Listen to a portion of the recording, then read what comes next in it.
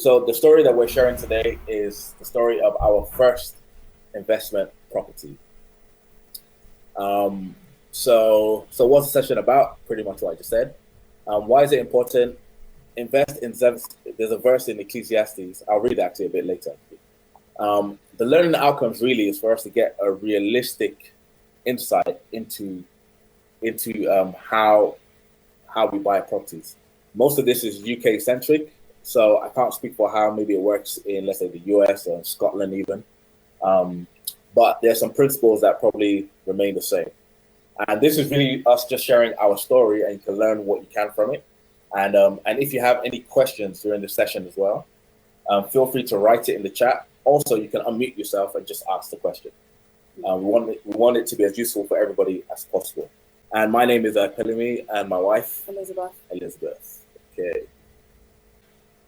So, Ecclesiastes chapter 11, verse 2 says, invest in 7 ventures, yes, in 8. You do not know what disaster may come upon the land. And you know, it's so funny, when my wife read this scripture to me, I said, where's that from? Like, I've never read this verse. It's like, I was thinking, what? Is this in the Bible? You know, that I read it, I was like, I thought it was a kind of, you know, one of those kind of translations where they tweak it so much that, you know, I looked at different translations and this is pretty much what they say. You know, invest in 7 ventures, yes, in 8. You do not know what disaster may come upon the land. Now, what is interesting about this, like 2 weeks ago, I did some business presentation and I was making the point that millionaires, on average, have 7 streams of income. 7 different streams of income. And here you have a direct verse in Ecclesiastes making that point for us, you know. So overall, we will be going over 9 stages of purchasing your property or our property, or we've divided it into 9. And the first is how we prepared, and then also the saving up. We have to save up money. Unless you find some other creative ways, which there are. But, and then researching our property, the property team that we had to assemble to make our investment work, and viewing properties, then the actual purchasing of a property, compliance stuff we had to get together to be legal, and then how we added value to the property, and then getting the property on the market so that it can produce for us. Yeah, so the first step that we want to touch on is preparation. In anything you do, you've got to walk before you run. And same thing applies to investing. You need to prepare first. It might have at first seem overwhelming, but actually the more we did our research, the more we started talking about it, even to each other, the more we started looking on YouTube and really familiarizing ourselves with the process and what we want to do, then it became a bit easier to chew on. And so part of that preparation for us was about what strategies we wanted to focus on, because there actually are many strategies in terms of making money in the property world.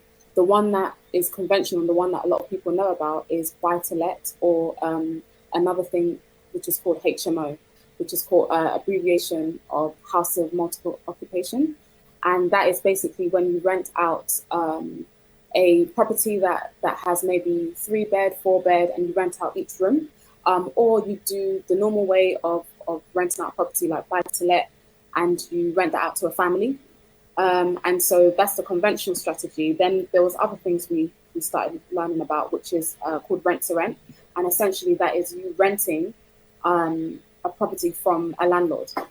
So you rent it from a landlord and then you rent it out again. Yes. And then you make your profit on top of that. Yeah. And obviously there's different points. As the price in which you rent, you want it to be quite low so you can make a good profit. And sometimes you can rent a property and then rent individual rooms to make more profit. So for example, a whole house could go for, let's say, £500. But if you rent out each room, it could be like, let's say, £350 per room. But if you have 4 rooms, you can end up making more than the 500 you would make per month. And then there's service accommodation, which is pretty much like putting your house on Airbnb, or putting a room on Airbnb. So I guess the point we would want to make with this is that if you are thinking of buying a property, do your research in terms of use YouTube, check out your credit score, read blogs, ask questions and other people that you know, read books, meetups, and have conversations. All this stuff just prepares you, but nothing will prepare you like actually doing it. Exactly. And I just want to hone in on that point of credit score and preparing. The reason why I point that out is that mortgage brokers, they want evidence that you have a decent enough credit rating. And if it's your first time investing in a property, there's some lenders that will want to ensure that you have no missed payments on any of your bills within the last 12 months. So it's good to know your credit score. There's so many free websites. Know your credit score, see how lenders see you, and then improve it. And you can sign up to those websites as well. That will help. Right, so the next thing is saving. Fred delivered a presentation, well, it was actually a month, delivering on wealth, and that was a theme, wealth matters. And in one of his sessions, he basically created a template to use for wealth management and looking at all areas of your finance, putting it on paper and just seeing where you are. And this helps with saving. There's part of his session, he talked on different laws of building your economic system, and there's a few that I want to point out. One of those laws was about paying yourself first, and the goal is to make sure that a portion of your income is first of all saved before all of your monthly expenses are made, as opposed to paying all your bills and then whatever you have left saving. Why don't you actually save first and then portion out your money for all of the other things? Also, watch what you spend. So in the next slide, we're going to talk about automating your money, which really helped for us. Fred, thanks for posting that link of ClearScore, because I believe they're free in terms of like checking your credit score. I think it's free for life or something. And a lot of them are free, but some of them might be free for just like a month or something, and then you start paying. And you have to be watchful, because before you know it, the month is over and you're paying for it. So that's great. So in terms of saving, this is just a few principles, and you don't have to divide your money into these exact percentages, like 50% for expenses, 20% you want to put aside for saving, and 20% for spending and giving, right? But the key thing I want to say though, roughly you want it to look a bit like this. You can skew it. Ours is more skewed towards saving, and also we give more than 10%. But in terms of you see that circle in the middle here? I think you guys can see my mouse. Can you see it? I hope you can anyway. So you can see here anyway, monthly automation. So what do I mean by this? Now, some people struggle with saving. They're not sure how to save, or they think to themselves, I can't save up enough for a property, right? And really, I want us to not think that way at all.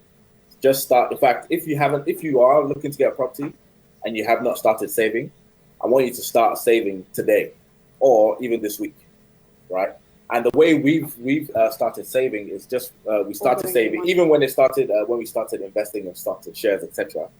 We just automated our money. So you go into your bank account, you create a savings account, and you name it investment or save or whatever, right? And we set up a standing order. And then you set up a standing order. So every time money came into the main account, which was actually the expense account, then it would naturally just take money into these other sub accounts. This way, you don't have to think every month and think, okay, let me put 20% and then put it into here. And then, it just puts it in there for you. When you're ready to use it, then that's fine. And the reason it's good to automate is because as time goes on, your income could increase, or likely will increase for a whole range of reasons. But it's good to know that whenever money enters your account, it's being saved and managed, right? So, for example, if you set your account to put aside £100 a month, for example, right? Then at the end of the year, you'll have at least £1,000, at least, right? You just know it without you doing anything proactive. You can still do proactive stuff on top. but the automation is doing the work for you. Yeah. So raising finances. Raising finances. So we just put a list of what you essentially have to save up for, what we saved up for. And it's not just your deposit, for example, there's other expenses. So 25% of your deposit in the UK, that's how it works. Don't know about... Well, yeah, roughly 25%. Roughly 25%, yeah. As an investor anyway, that's how much they're expecting you to come up with. So if the house is worth 100K, they're expecting you to come up with about 25K, and then the lender might be able to lend you the rest. Yes, depending on a number of things, a number of factors. There's the other cost and expense, which is stamp duty, which shouldn't be forgotten. There used to be a law that you don't pay any stamp duty if you have a property, like I think it was starting from £40,000 or so, but they've changed that law now. So any properties that are up to £125,000, you have to pay 3% stamp duty. And if you find a property that's over £125,000, it increases to 5% and also 8%. And so this is basically stamp duty tax. We paid £3,420 on stamp duty. And we were, just seeing this message now, we were first time buyers in terms of investors, and so expected to pay that. Yeah, so we're specifically talking about first investment property, but that's a very great point Joaquin made. If you're buying your first property, you don't even have any stamp duty. And also for your first property, it's not even, I don't think it's 25% deposit. I think something like 10%. It just depends on the lender and what they're willing to lend you, but it's not as difficult in terms of 25%. You can actually get less. Yes. And so there's other fees like solicitor fees, broker fees, mortgage lender fees. And if you just see the picture on the right, that is actually a screenshot of some of the prices that we had to pay to the solicitor. Just to give you an example, it's like, maybe between £1,000 to £2,000 on just solicitor fees. And then you've got your stamp duty, which we paid around £3,000.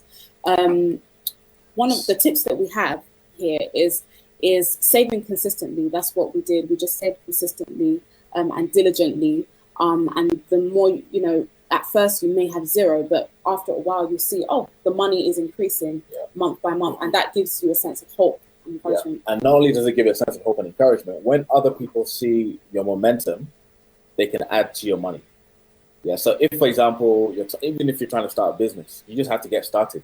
You might even be discouraged at the start. Other people might not believe in you, etc. But you just get started. When people see your momentum, people buy into your momentum. And so for example, let's say you saved up 10K or something, and you needed 11K. How many people are willing to give you that extra just to get you over that line? Does that make sense? But when you're doing nothing is happening, and nobody wants to invest in. Even if you have lots of money, you don't want to invest in something that you don't feel is moving forward. In our case, we also, I don't know if you mentioned that we refinanced our house to help us. We took money out of the house we were living in, which had increased in value. So this is another good thing, So if you haven't invested in a property, if you haven't acquired a property, I say do what you can just to get on the ladder, because that property is going to increase in value. And then you can take money out of that property, and that can give you leverage to do other things. Yeah. So there's a question here that she just put up, which says, what's the leasehold like? So our property, we went for freehold, right? And there's advantages and disadvantages, actually. But what I've noticed is that there are quite a lot of properties that are freehold, which means that you're not having to constantly pay for service charge, and because that's a monthly cost basically, and so for me, I would prefer freehold, because I'm not having to pay things like that, like ground rent, and have those charges. And those ground rents, by the way, can fluctuate as well. So somebody can decide that, okay, the lease for this year is going to increase. With freehold, at least you own the property as well as the ground. But saying that, you might not have that many options. So it depends what you can or cannot do, what area you're going for or not going for. So yeah, and there's many other great creative ways of raising funds, but really we don't want to go into every single thing. But there's bank loans, there's joint venture where you partner with somebody, there's friends and family, etc., etc. But the key thing is just have your plan and just start saving, and then on top of your savings, you add ways of increasing that saving, or even ask questions. How can I do? And we are even here. We're willing to help you look at other ways to increase your saving. Yeah, I mean, essentially, £0 a month for 12 months equals £0. Versus even if you put £50 a month for 12 months, it's 600. If you can even increase it to 500 a month for 12 months, it's 6,000. So it's whatever you put, it's less than zero. Yes. In fact, before I got married, it's better than zero. Years before that, I was putting aside, I think, was it £50 a month or something? And in my mind, I was like, yes, this means at least I'm 10 years away from a property. This is the way you need to think. And then something happens, and then now you're 8 years away, and then you're 7 years away. So yeah, okay, let's move on. Cool. Researching. So this is quite a key one because, for us, we did quite a bit of research in terms of deciding on the location. But one thing I would say is that we weren't so focused on just looking at one area. We actually we decided that, okay, what's our criteria, defining our criteria, and then looking around that area to see what suited our needs. So, we didn't go in following our heart here. We just thought from a business point of view, we weren't trying to be attached to properties like, no, this is the one. Yeah, you have to be, when it comes to an investment property, you have to detach your emotion from it, because emotional purchases will make for a bad purchase. Because what you're looking for is a house that's livable and decent for people. You're not looking for a house that you're going to live or bring your family into necessarily, right? And so the way you think about it is different. You're not like, oh, is there a wonderful garden? Or does it have this nice door? And, all these different aesthetic things.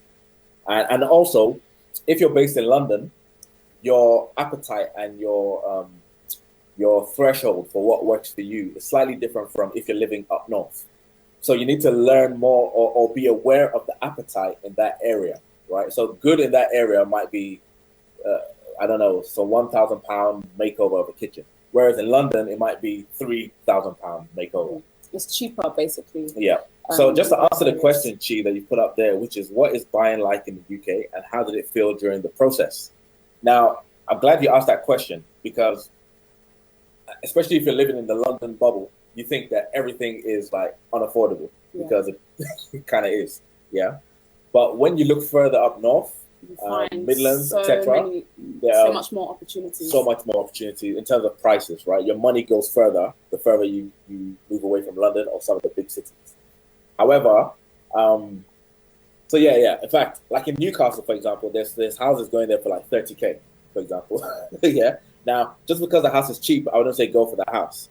It's about the numbers, right? How much are you putting in, and how much profit will it make you in terms of rental value in that locality? Does that make sense? What's something right here? The more you explore, the more opportunities that are available. And it's true, yeah. The more you start looking, the more opportunities. In fact, really, at the beginning, we thought in terms of like, oh, how can we find a deal, right? Now, we know that there are deals left, right, and center. But we wouldn't know that at the beginning because obviously we're newbies and it's our first time. But once you kind of go for one, or once you've successfully gone through one, then you start asking different types of questions. Things that were hard before become easy. So actually, to see us take action, it was empowering for us to instead of just researching online, to go to those properties and feel empowered and speak as an investor, because that's what you are. It doesn't matter how much money you have in your account. You're an investor, and that's how you should see yourself as well. So there's a good question here that are there non-traditional methods of locating properties in the UK? And the answer is definitely yes. Yeah. So for example, if you build relationships with estate agents, they can give you properties before they come online. Yeah. Yeah. So that's a very good way of getting things before. Then there's also like auctions and stuff, but I wouldn't recommend that. I've never done it myself. But I know if you don't know what you're doing, it can be quite risky to do auctions. Yeah. But really, the truth is, if you go to meetups and you just put your head into the space, that's when you open yourself to finding these opportunities. You realize, and there's actually many people, they call themselves deal sources, who help do the legwork of finding your property for you and crunching the numbers for you, doing all the numbers and making sure that, oh yeah, this is an investment, and they obviously do take a fee, but they're there to help people that are busy, or help people that may not have the time or may not be as confident. But to be fair, I think that there's so much available online on those online platforms like Rightmove, Zoopla. We've put the logos on there. So many opportunities and properties. And like P said, in terms of contacting estate agents, you could pretty much just ask them if there's any discounted properties to sell, and you're an investor and you're interested, and then before you know it, you start getting constant emails of properties that are available. Another thing to mention here, mention Gumtree or Facebook, those unconventional places. Gumtree, Facebook. There's property owners that are wanting to sell their own property and taking out the middleman, which is the estate agent. Another thing to quickly mention here is contacting property managers. We're going to touch on that later on in the presentation, but if you're not sure on what area to find properties, you're not sure of the location, these property managers are very helpful because they give you a realistic idea of what the rental demands are on the ground, because they're working. And also they can let you know if, for example, a city could be good. You might say to yourself, yeah, I want to invest in Manchester. But not everywhere is a good investment. So speaking to property managers on the ground, they can say, oh yeah, this street is quite good, or that street is quite good. And, a street next to another street could be great, and then the other street is not that great. And some choices you have to just make by yourself. But, so yes, should we move on of time as well? So somebody said, yes, I agree. Non-traditional methods demand a higher level of due diligence. In fact, for every investment property, you definitely need to do your own due diligence. And that's why I would not recommend using a deal sourcer, maybe for the first one, which is one of the mistakes we made actually for another property we'll talk about. But it's not a mistake, I'll say it's a learning. But yeah, okay. So assessing criteria. Yes. This was also part of our research as well. There's certain things that we wanted to ensure fulfills our needs. For example, transport links. We wanted to make sure that the property we invest in have good access to that. It's close to a city centre or a hospital or a university. Anywhere where we know that there are professionals in that area, that's where we wanted to invest in, so that we don't struggle with getting tenants. And so that was very vital for us. Did you mention the HS2? Yes, so for us, so there's a big project happening in the UK, or it has been prophesied to happen. They started it, but people have complained about how much money it costs. But it's basically a massive transport link that's linking the south, where most of the money is at, that's London, to the north, to boost the economy in the north. Esther raised a question around Article 4. Esther, I think one of the key things is, yes, there is regulation that's coming in across different parts of the UK, and that regulation does have an impact on the issues around purchasing, especially HMO properties. Some would argue that has suppressed the market. However, I would say that another thing that wasn't mentioned by P and Lizzie, but I know they experienced and I experienced, was the fact that a good thing, an opportunity right now is with the issue of Article 4 and also the drop in prices of properties because of what's gone on in our economy, landlords are selling their properties more.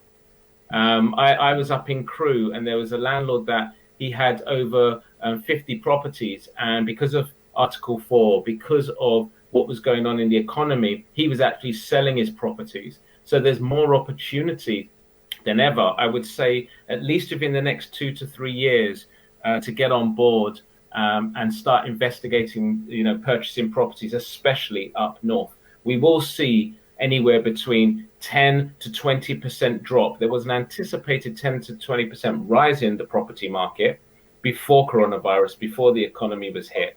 But now we're seeing anywhere between a 10 to 20% deduction. P, I was just basically mentioning about some of the opportunities involved in the marketplace, especially since coronavirus, and especially with the fact that due to Article 4, many landlords are actually selling their properties. I'm handing back to you.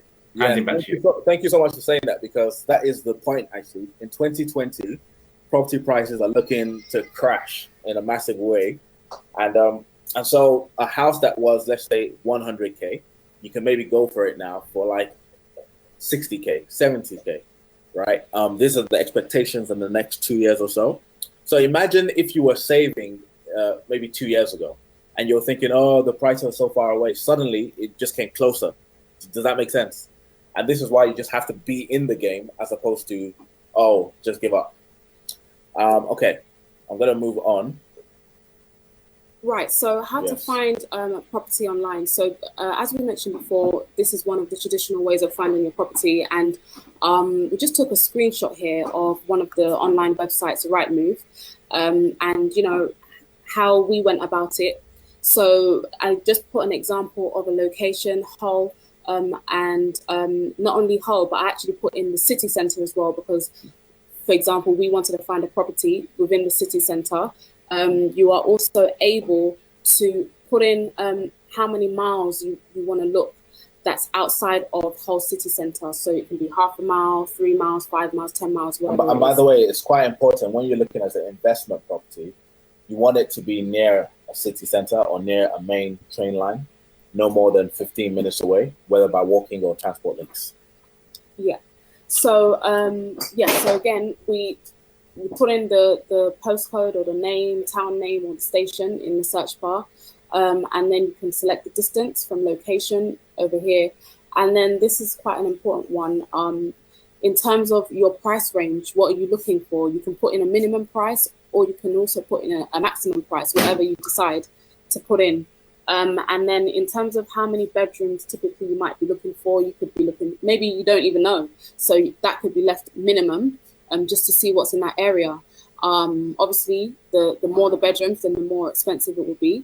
And also the type of property you're looking for. You're looking for a house, a flat, and that type of thing. I would say with houses, you are looking at freehold properties. So there are benefits of going for a house. You can also narrow your search further by looking at these filters here, applying these filters. You can say that you don't want it to show you retirement homes, and that's another thing you can say, or you're not looking for new homes. There's many things that you can play around with on these websites to help narrow your search. And when I put all of those things in, I found 48 results of properties that suit my needs. And you can also play with this tab here, which says you can look for lowest prices, so it will list all of the lowest prices, or you can put in highest price, whatever it is. But you can really play around with these websites. They can help. And Rightmove is the biggest. Rightmove is the most popular platform for people to put their properties on. Yeah. But it's not the only one. So there's a question here. Your focus seems to be on purchase to rent.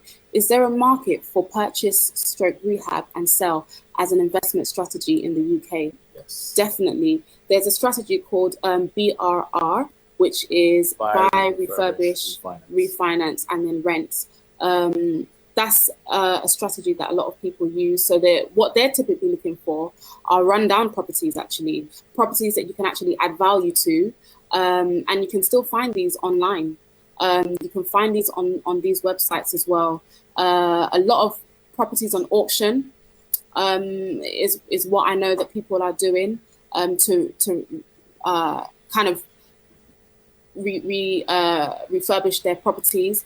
But what you'll find is that as you're searching for these properties, for example, if I kept it like this, if I kept my search this way, there might be properties in the search that tell me that it needs work or it needs refresh. Or you might have a desperate seller, something. Yes, you might have a desperate seller, and you can also call estate agents, let them know your criteria, that you're looking for properties that you can refresh, and they will let you know. And by the way, it doesn't need to be a big job too. It could just be maybe the kitchen needs work, Or the room or the plumbing. You know, there's a number of things. So can I just say, so my understanding is the BRR strategy, which is where you buy a rundown house, you improve it a bit, and then you put it back on the market. It's actually the classic ideal investment move, because what's happening is you're getting a property for a very low price because no one else is going to buy it, because most people are looking to buy houses that are in good condition. Or maybe to live in and stuff. You buy this house, and if the house is even properly run down, which means you can't live in it, like not very habitable, you don't even have to pay stamp duty on that on top, right? And then you add value to that property, and now you refinance it. So let's say you invested 25K. By the time you refinance it, because you got the house below market value, when you refinance it, you might be able to pull out the 25K anyway, and you can pull it out within even immediately or in 3 months or 6 months time. I do want to touch on the risk. Could I just come in on one very quick point, just very briefly? Because with these websites like Rightmove, amongst others, and some of the others, Zoopla, one of the things I would suggest to people that may have, as P and Lizzie mentioned about a strategy for saving, I would suggest that you also download the app for these on your phone and set up searches for properties even now. And the reason why is because when you get the emails into your inbox or notifications of properties coming on the market, it will keep you focused. It will keep you focused on why you want to save that money for the property, and it will keep you abreast of the opportunities and keep you motivated. Absolutely. Yeah, exactly. And you can even keep you excited because you might save a property that you're interested in. You come back to it and you see the price has dropped a tiny bit. And so you know that the seller is quite keen to sell.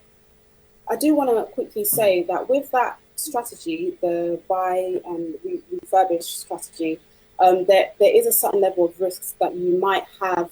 You may have less of if you went for just a normal standard buy-to-let property or even a HMO, even though that still has a certain level of risk too. But the risk is greater when you go for that type of property. Especially if you don't know what you're doing. Especially if you don't know what you're doing. So the research needs to be even more, because in order to refresh a property, you're going to have to deal with builders and different things and different types of contractors. And so there's more money that you're putting in, basically.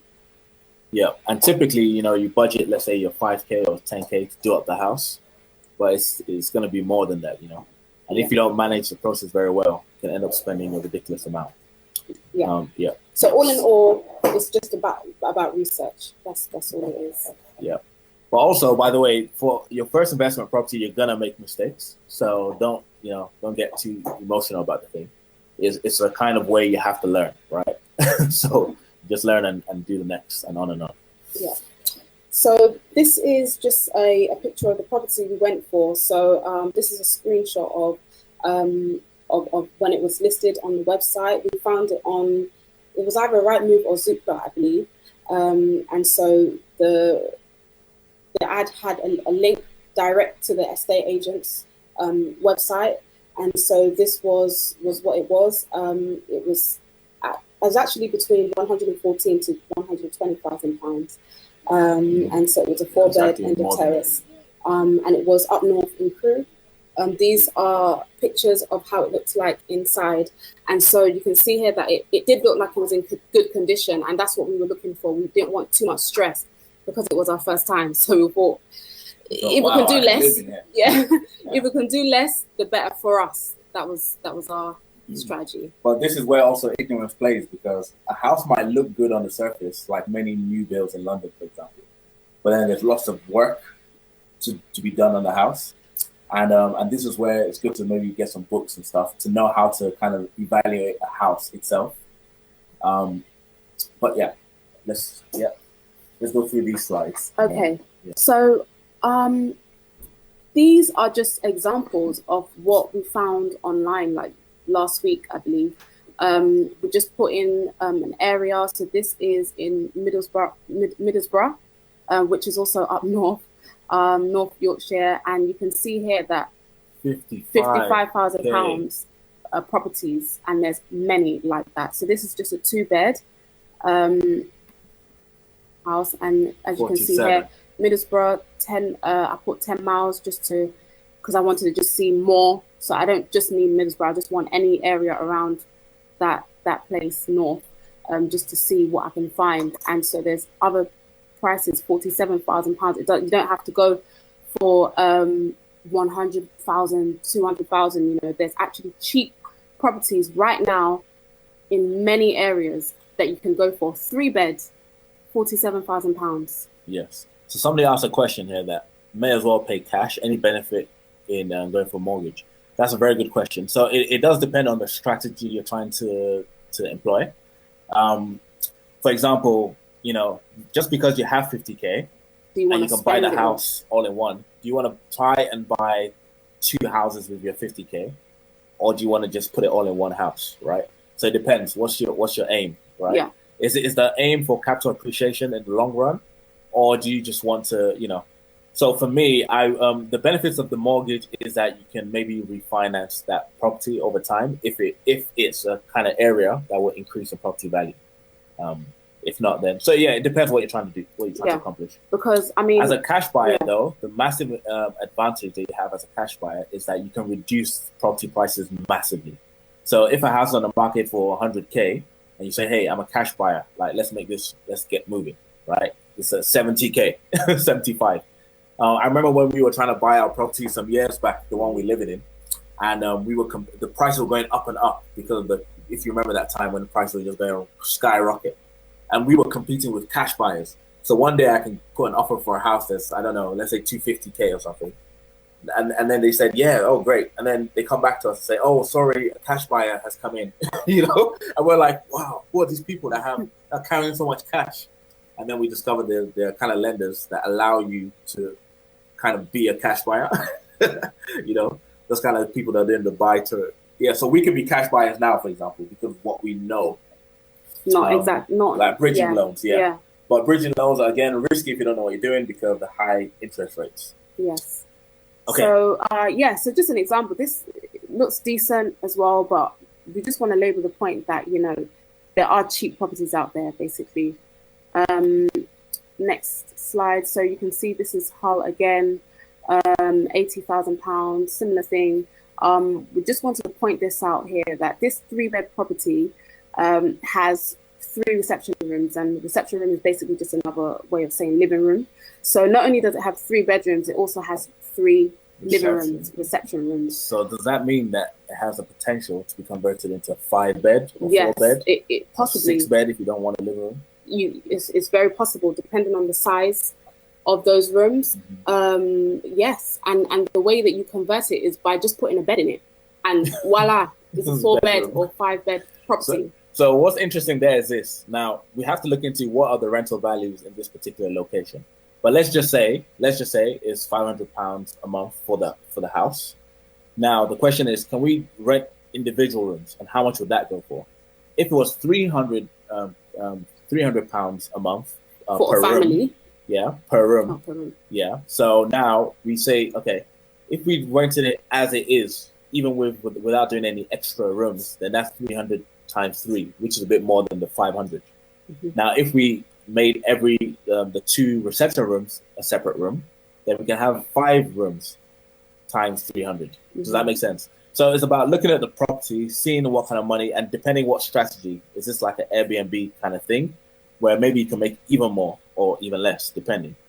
If you want no stress, just buy a decent house and just let the house to family. I mean, that's least stress, right? Cool.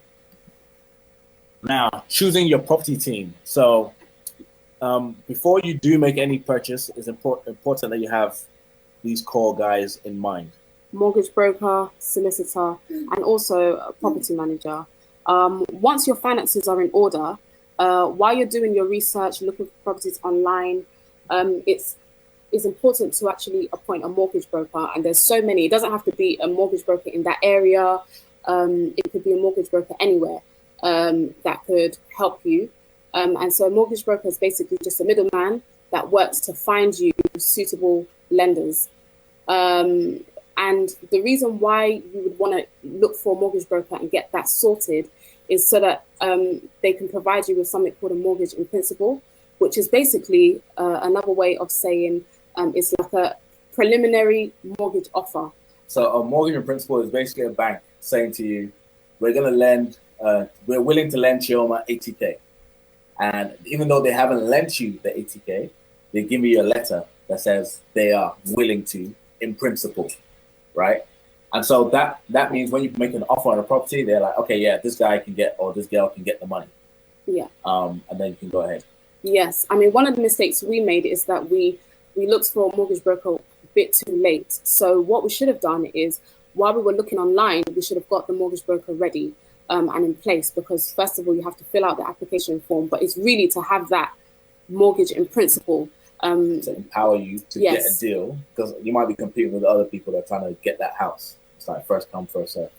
Yeah. The first serious person is going to get the house. Right. So then you've got your solicitor who comes in at any point in the game, really.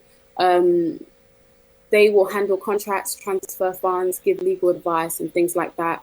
They're crucial and they're expensive, like, you know, maybe around £1,000, £2,000, depending, but it's needed.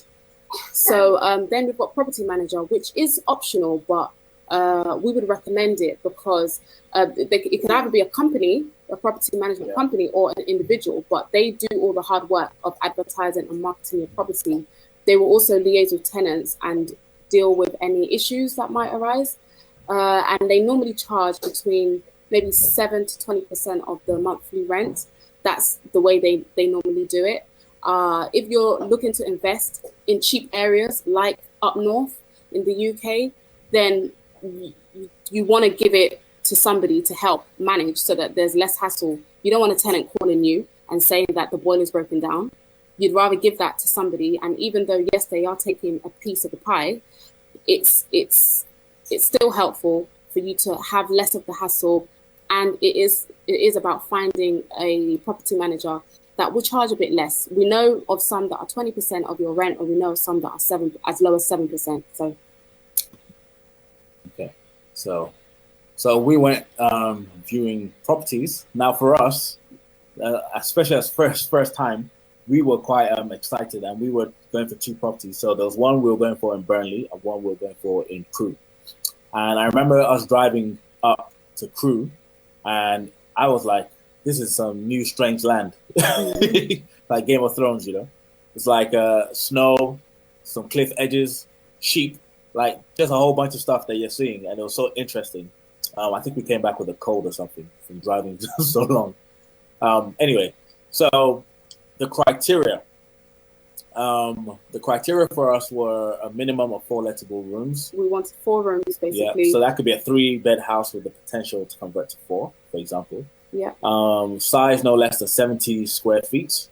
These things are important because you can't rent an individual room if it doesn't meet that requirement. So HMO specifically, that was our strategy. And each room needs to be no less than 70 square foot or 6.6 meters. So it wasn't a hard thing for us. We looked online. We had a look, see, is it in good condition? Okay, what's the size of each room? Yeah. If it fulfills those things, great. If it doesn't, move on to the next. Yeah. That's basically what we were doing. And as we said, is it 15 minutes walking or by public transport from the city centre? So all these things make your house a kind of lettable house. And also we had, there was a question, isn't it? Yeah, I think, Fred, you answered that question, which was the issue of HMOs. It's not every area that you can, so whatever strategy you want to employ, you do want to check if you can do it in that area. Yeah. Yeah. So that's part of your research. And most of these things are available just on Google. Yeah. And if you don't know, call the council or, just make a phone call. Just make a phone call. I mean, with Article 4, it is a matter of licensing. You might have to pay for that as well. And there are some areas that they don't have that in place. And so you can go ahead. And So one of our concerns with this presentation is that we're trying to show you some of the things we went through, but we don't want you to think it's complicated. Does that make sense? Yeah. So it's better. Sometimes it's better not to know. Just get involved, right? but I think it's good to know, have an idea of things. But don't let any of these things put you off, because most of these things are very easy to achieve. And a lot of these things you would be moved along in the process, as opposed to you moving it to happen. Yes. So for us, we had a viewing day, right? So we determined a day that we called our big day, which is something we learned from our training and property training.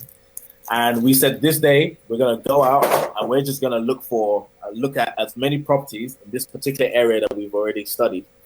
And if it ticks our boxes, then we're gonna potentially go for that house, right? So that was our big day. So these pictures here are basically, well, actually it's a mix, isn't it? This is not the big day, but this is from Burnley. This is from Burnley, yeah. So that was another day. So this picture here is us and crew. Very excited about what we are about to do. Yeah, so we basically just found a number of properties that we wanted to view, and we went ahead and we just did it all in one day. Yeah, and there's some kind of gritty, dingy houses, but you have to learn to see the potential of the house as opposed to just how the house looks. So, for example, this snapshot picture is me going up the ladder into somebody's attic just to take a look, and the house itself was already dusty. How much more of the attic? Yeah, but you just want to check, how much space are we dealing with here? I wanted to know if that attic could be made into a room. Yeah. This is a picture of somebody's garage full of stuff. But actually, like he said, it's about looking at the potential. This is just a book, Structural Building Defects. And really, it's just to, maybe help you see or help you know what you're looking for. So, I mean, if there are any cracks in the walls. But, I mean, those things are complicated, or we don't want to complicate it. And we weren't really doing all of that because we were beginners. But it was helpful. Yeah. But it's good to know. So, for example, you see this? We actually went for this property. Do you recognize it? This is actually the garage. By the time all of this was cleared out, which was part of our conditions for buying the house as well, we discovered that this could be a self-contained flat. We could convert this to a self-contained flat. It's just the amount of money it would take, we don't think it's worth doing that right now. But when we looked at it structurally, we discovered that this could be a self-contained, which means it could produce money by itself once done up. Yeah. So this is just other pictures of our viewing day, just checking all the properties out nearby, and also speaking to the locals around that area too. Yeah, we did it. If we found something, we just say, "Oh, hi, yeah. What's the area like?" I remember there was a street actually that we saw, and I saw a guy called John or something. I can't remember. I just thought, okay, let's speak to them. They had paints on them, so it looked like they work on properties. And I was like, oh, what do you think about this house? I mean, this area for like multiple lets and stuff. And the guy was like, oh, no, it doesn't really work on this street. It's really like just standard buy-to-let here. Like, it's not really going to work here and da-da-da. I was like, oh, that's good insight, stuff that you wouldn't know otherwise because you're not familiar with the area. Yeah. Yeah. So these are just other pictures as well. And after you've seen all those properties, I mean, if you're not interested in any, you can let it go. But if there is one, then for us, we started making offers for the ones that we were interested in. And this is just a picture of us in the car, actually, because we made it in the car, the offer. We made our offer on the same day. And we went there like meeting business. Right? If you see a house that we like, we're going for it, Because we're not shopping for our own personal house, family house. Yes. Like, does it it's tick not our boxes? Personal in that sense. Yeah. Does it tick our boxes? It ticks our boxes. You know what? Let's go for this. And so we made our offer. And one of the tips in terms of when you do make an offer, and this can apply to a house to live in or to invest in, it's good to make a specific offer because it gives the impression that you've considered stuff, right? So if the house is 110, you might be like, we're willing to go for £104.75, whatever. It gives more credence to your money. I mean, what you're putting in. And offer low, right? And when I say low, I'm talking about be confident to go, especially in 2020, guys. In 2020, nobody should be offering for the price that you see. Please don't do that. Yeah, be looking at going for 30K less than what you even see out there. And I say that because I want to encourage you to know that these opportunities do exist, and they even exist in London. Saying that, though, in practice, though, is a lot more challenging. In fact, in practice, you might be quite, I don't know, feel a bit funny, to go low on the property. But one of the good things is when you do your research, you might see that the buyer of the house might have bought the house in the year 2000, and they got that house for like 50K, right? And now they're selling it for 250. Yes. So that might give you an idea of the margin. Like they will still make a decent profit, even if you went less. Even if you went less, yeah. So yeah. In our case, we got the house for 114K, and the seller had it on the market for 120 or 120 something in a few weeks before. And they were like, no, they're not interested in going any lower. Right? They got back to us. And we're like, you know what? Even though we're trying to get it lower than that, that was already within the margin of what we were looking for. So we were happy with that, but we still wanted to go lower. So we said, yeah, let's go ahead. Yeah. Okay. So after the offer was accepted, we informed the mortgage broker. Yes. Yeah. So we informed the mortgage broker and instructed the solicitors, and then the paperwork began. So they want an evidence of your funds, and also the solicitor basically starts with giving you paperwork and just so many things. So the two things: once you make an offer for a property, they're going to ask you for proof of funds, i.e., prove to me that you have the money. And the second thing, who is your solicitors? And those two things, they will give you a bit of time to just prove that to them, and you probably have like a week to get that. And to get a solicitor, you just call them and tell them, hey, be our solicitor. One of the tips we have is that you'll be guided through the journey. We've mentioned that before. By having your paperwork in neat folders, it can save you mental stress. Yeah, and that mental stress is real. Yeah. If you're disorganized. So these are some of the key steps that we went through. So we made the offer, showing our proof of funds, filling out application forms from all of them, brokers, solicitors, estate agents. They all had things for us to fill in. Your name, your address, your NI number. They want everything. Your whole life story. So many email threads, but actually, you'll be guided through the process. And there's also something called valuation from a lender, which we'll touch on in the next slide. And then after that happens, you receive a full mortgage offer. So it's not just a mortgage in principle, it's a full one. And then once you get the full mortgage offer, you're really in business. That's when you're really buying this house. And you're very close now to the end. Everything before the full mortgage offer was kind of like based on the idea that they were going to lend you that money. But once you have the real mortgage offer, they are saying we are lending you that money. Yeah. And then chasing up things. It's good to chase up like maybe your lender, your broker, and all those people just to get the ball rolling, because they can take their time. And then before you know it, you're collecting your keys. So, for example, we went for a house in Burnley, and we secured this house because the numbers seemed to stack up, and it was a deal sourcer that presented this opportunity to us. So we traveled, and on a very cold day, and the guy opened the door for us, and he told us the story of the property. It was kind of two separate properties that has been merged into one, and we're like, oh, interesting. There was a 6-bed, and then he started telling us things that we're not asking for, like you can rent out different rooms, and sometimes some young kids will come here, boy and girl, they want to get together and sleep together or something, they can just stay into our room. We're like, okay, like we're not looking for a brothel, So this guy was really dressing up the house in a kind of tacky kind of way. But nevertheless, they sent us paperwork that showed us that this property was generating about 3K a month based on what they showed us, right? So we spent time going for this house. It wasted a lot of our time, almost 6 months of back and forth on different aspects of the journey. Yeah. But when we eventually got to the valuation of the property, by the way, the real valuation, when the lender is about to, be serious about things, they value this property at way less than what the guys were selling it for. Yes. and promoting to us.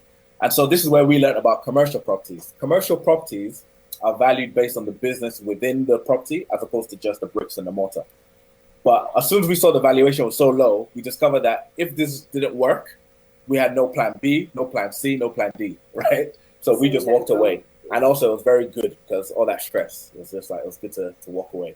So so just to say we lost money on that, by the way, as well, because we had to pay for our valuation, we had to pay some solicitor fees, and then we had to change solicitor halfway. There's a whole bunch of stuff, but good learning. Yes.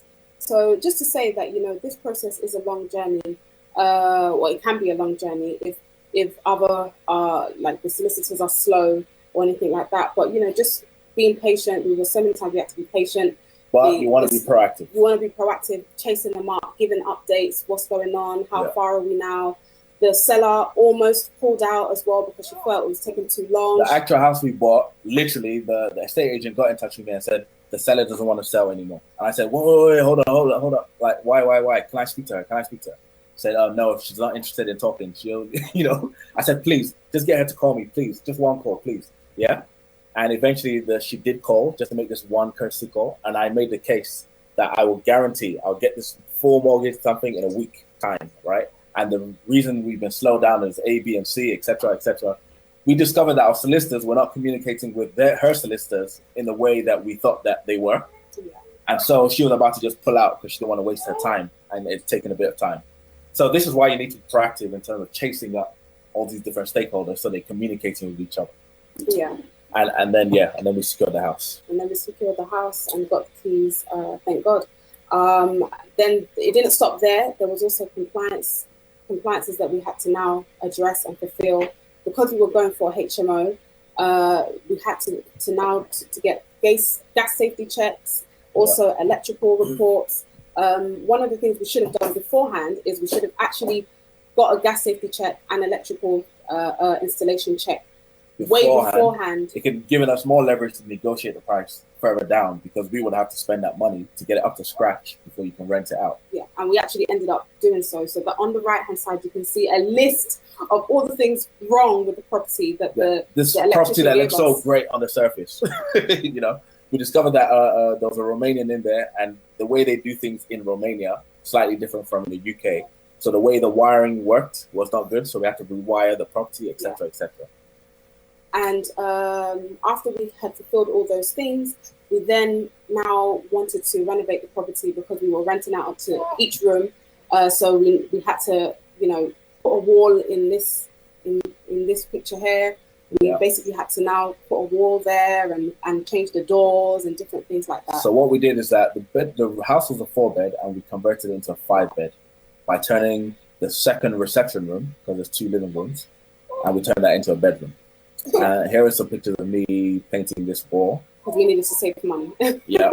We didn't want to. Yeah, exactly. So we could have paid someone to paint it, but instead we took the journey all the way up there, did all that work, etc., etc. So this is the kind of grind, but you could just pay somebody else to do it if you're able.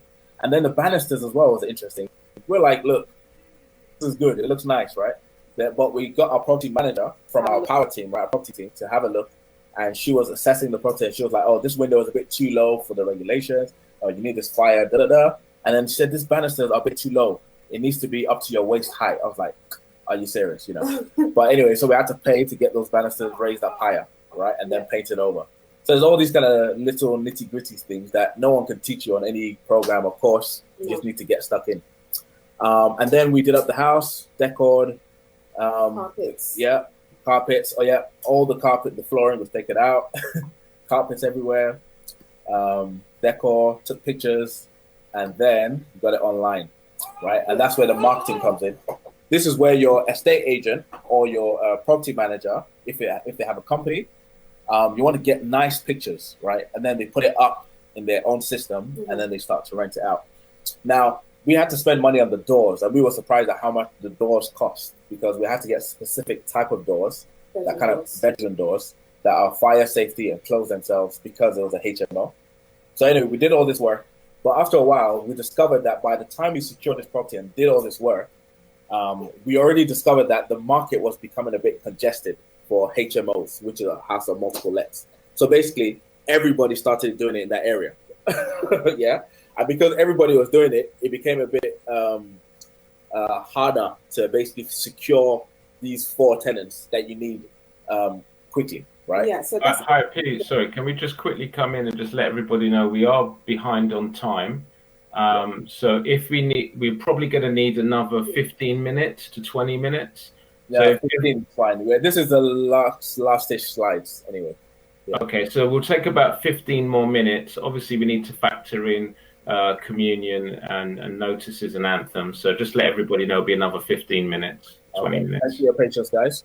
I hope this is helpful and we're not going too fast, but after this, you can give us a shout if you want more tips, questions, and stuff. Yeah. Esther asked, "Did we have tenants in our property?" So as I was saying, so we wanted to rent out each room. That was the strategy we're going for. That was our kind of plan A, I think. But then we had our plan B, which was really the plan I wanted to do, which was to put it on Airbnb, because we discovered we can make more money by putting it out that way, right? Now, so we discovered that our property managers were not very familiar with the. In fact, they were not. They were not familiar with that strategy. Our property was the so we told them that, look, like they came to us and said that, you know what, they know somebody else is doing this and it's working so well and true. And we said, yeah, this is what we'd like to do. Feel free to experiment, and we put it on the market.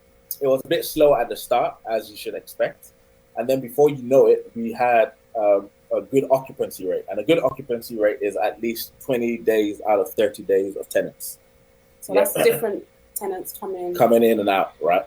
But the HMO strategy would involve somebody being in the house like for 6 to a year or something. It's a bit like buy-to-let, but different tenants. And there's good and there's pros and cons to each strategy. As I said, the best thing in terms of stress and not wanting stress is just a standard buy-to-let, But anyway, your returns will be less. Your returns might be less, but the stress is less too, so it works. And the property could even be less too.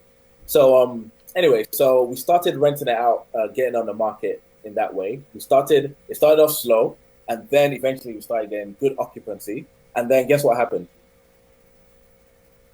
2020 happened. So coronavirus. COVID-19. COVID. So thank you, COVID. So there were no tenants. Yeah. Tenants. Fewer tenants. So we thought we had no tenants, but we didn't panic. We were happy that we had proven that the strategy works already. Yeah. And then we took a bit of our time and we contacted, was it the council to cancel the mortgage and stuff? Those things that you could do. The lenders, we asked if we can have a payment holiday. Yeah, and stuff like that, right? But nevertheless, we're not really panicked. And by the time we were ready to just change our action, right, we started to contact the council and say, are there any key workers that need a place to stay? Yeah, and can we, we got back to our property manager, say, look, what's the update? What's going on with the property? Because we're looking into this area. And they said, no, shouldn't do anything. That, we've been renting during COVID. Yeah, because they have people that come to them directly. Oh, I forgot to mention, Booking.com, the website that our property was on to get tenants. Booking.com closed down, during COVID. So nobody could get any tenants via Booking.com, which is terrible. But thank goodness our agents have a good ground game, and therefore they were able to secure some tenants. And so now we're hoping that it will get back, to the good times. So this is just the so journey, in summary. Yeah. So as we said, there were basically 9 steps that we followed, which was preparing first, saving, raising that money, doing our research, putting the work in, and then also now coming up with a property team to help. After we did all of those things, we now started viewing the properties, having our viewing day. After we did that, we made an offer and started the purchase requirements. And then we now fulfilled the compliance that we needed to do to make the property up to scratch. Added some value to it by doing a little bit of light refurb, or it ended up being a major refurb then. And then we put it on the market. And that's the overall process. Yeah. Now, in 2020, we're planning to do, again, a similar thing. Or at least within 2020 and 2021, if we can secure a property or two, we will do that. So it's really exciting times if you're into the property space.